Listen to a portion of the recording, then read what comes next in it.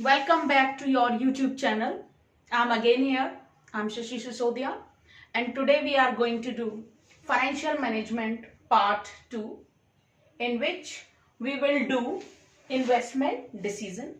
In last video we have done different type of financial management decision.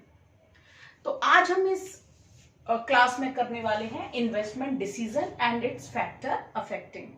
As you know, there are two type of investment decision. One is long-term investment decision and second is short-term investment decision. Long-term investment decision is also called capital budgeting decision. तो इस video में हम केवल investment long term investment decision और you can say capital budgeting decision को cover करेंगे. Short term investment decision हम next video में कवर करेंगे. जो बच्चे एनसीईआरटी से पढ़ते हैं वो एनसीईआरटी पर देखेंगे पेज नंबर 233 टू 234 पर ये टॉपिक है. आप अपनी बुक से नोट्स बना सकते हो.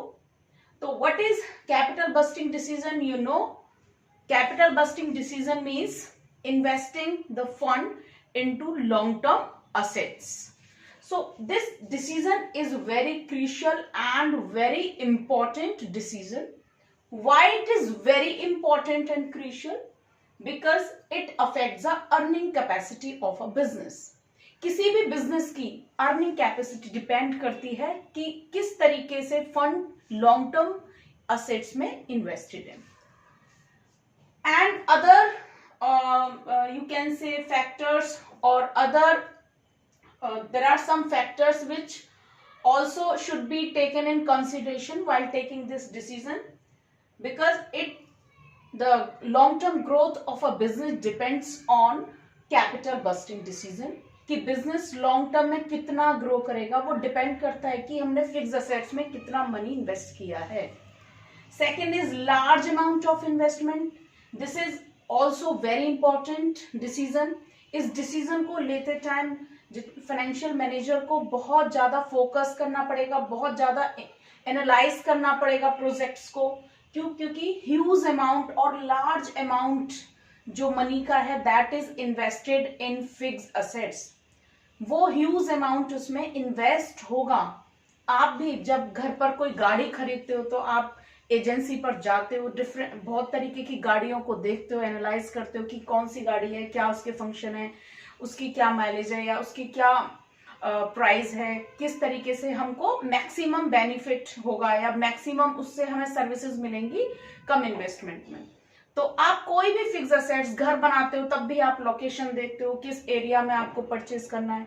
तो इसी तरीके से कंपनी में जब भी आप फिक्स असेट्स में इन्वेस्ट करोगे तो ये एक बहुत इंपॉर्टेंट डिसीजन है क्योंकि एक ह्यूज अमाउंट इसमें इन्वेस्ट होता है. Second is risk involve. Risk भी इसमें काफी होता है. अगर गलती से आपने एक ऐसे प्रोजेक्ट में इन्वेस्ट कर दिया पैसा जिससे आपको कोई प्रॉफिट नहीं हो रहा है, means there will be huge risk as well. Next is irreversible decision. This decision is irreversible means very quickly we can't reverse it. बहुत जल्दी से हम इसको चेंज नहीं कर सकते हैं. लाइक आप भी देख सकते हो, आपने आज घर बनाया है, घर की लोकेशन अच्छी नहीं लगी तो आप ऐसा नहीं है कि चलो हम विद इन 1 मंथ दूसरा घर बना लेते हैं. आज ये गाड़ी अच्छी नहीं लगी दूसरी गाड़ी खरीद लेते हैं, या फोन अच्छा नहीं लगा आपने फोन खरीदा है कोई भी, या आप फोन चेंज कर लेते हो. तो मींस अगर ह्यूज अमाउंट जो आप फिक्स असेट्स में इन्वेस्ट कर देते हो, आपने किसी प्रोजेक्ट में लगा दिया तो वो बहुत जल्दी से रिवर्स नहीं होता. तो अगर ये पॉइंट्स आते हैं कि why this decision is very crucial and important, तो आप इन पॉइंट्स को लिख सकते हो. Because long term growth is depend on fixed assets investment decision, large amount of investment is involved, risk is involved, and this is irreversible decision. Now most important is factor affecting of capital busting decision. ऐसे कौन कौन से factor हैं जो capital budgeting decision को affect करते हैं? तो यहाँ पर 3 फैक्टर्स गिवन है. आप 3 फैक्टर्स करने हैं एनसीईआरटी के अकॉर्डिंग और आपके बोर्ड एग्जाम्स में भी इन्हीं में से आएगा बेटा. First is rate of return. Rate of return किसको बोलते हैं? Rate of return means the money और इनकम और profit generated from the investment. आप जो इन्वेस्टमेंट करते हो उससे आपको कितनी इनकम मिलने वाली है, इसी को हम बोलते हैं रेट ऑफ रिटर्न.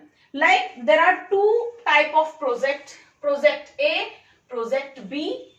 और आप एक प्रोजेक्ट में 10 लाख रुपीज लगाते हो और इसमें भी आप 10 लाख रुपीज लगाते हो. इससे आपको 10% का प्रॉफिट होता है और इसमें आपको 12% का प्रॉफिट होता है. तो which project will give you more profit? किस प्रोजेक्ट में ज्यादा प्रॉफिट हो रहा है, ए में या बी में? तो rate of return B project का ज्यादा है, तो obviously B will be preferable. 10 lakh दोनों प्रोजेक्ट में आप लगा रहे हो, लेकिन एक प्रोजेक्ट से आपको ज्यादा रिटर्न मिल रहा है, तो ये है रेट ऑफ रिटर्न. तो this factor also affect investment और कैपिटल बस्टिंग डिसीजन. सेकेंड देखेंगे बेटा, कैश फ्लो ऑफ प्रोजेक्ट. जिस भी प्रोजेक्ट में आप इन्वेस्टमेंट कर रहे हो उससे आपका कैश फ्लो कैसे रहेगा. अब कैश फ्लो क्या है? What is cash flow? Cash flow means cash का इनफ्लो एंड कैश का आउटफ्लो. इनफ्लो किस फॉर्म में होगा? ऑल रिसिट्स मींस आपको जो भी इनकम हो रही है उसे हम कैश इनफ्लो बोलते हैं. आउटफ्लो मींस जो भी आप पेमेंट्स कर रहे हो, कैश का आउटफ्लो हो रहा है. So your inflow should be more than outflow. If your receipts are less than your payments or expenditures, so business won't be able to pay its expenditure. तो जब एक्सपेंडिचर ही पे नहीं कर पाओगे तो मीन्स कैश का फ्लो इज नॉट गुड. तो cash flow poor नहीं होना चाहिए. Poor cash flow means cash का इनफ्लो ही नहीं है, तो how the business will be able to pay the expenditures. तो cash flow of project is also a great factor which affect the capital busting decision. Second is investment criteria involved. Investment criteria involved means while taking capital busting decision, while selecting any project, different type of factors must be analyzed. और ये factors क्या हैं? Amount of investment, किस project में कितना amount लग रहा है, इंटरेस्ट रेट, आप जो भी इन्वेस्ट कर रहे हो उस मनी पर आपको कितना इंटरेस्ट रेट देना पड़ रहा है, रिटर्न ऑन इन्वेस्टमेंट वो हम कवर कर चुके हैं. रिटर्न ऑन इन्वेस्टमेंट, किस प्रोजेक्ट से हमें कितना रिटर्न मिलेगा. And there are different type of techniques to measure the capital budgeting decision. Different project में पैसा लगाने के लिए या कैपिटल बस्टिंग के लिए बहुत सारी टेक्निक्स है. वो आगे आप फर्दर क्लासेस में बीबीए या बीकॉम में करोगे बेटा. लाइक पेबैक पीरियड मीन्स जो भी आपने टोटल मनी इन्वेस्ट किया है वो कितनी क्विकली आपको वापस मिल जाएगा. लाइक आपने 1 लाख रुपीज इन्वेस्ट किया है तो 5 ईयर में 1 लाख रुपीज आपके पास होगा, मीन्स 5 ईयर में आपके पास बैक होगा, मीन्स 20,000 हर साल आपको उससे मिलना स्टार्ट होगा.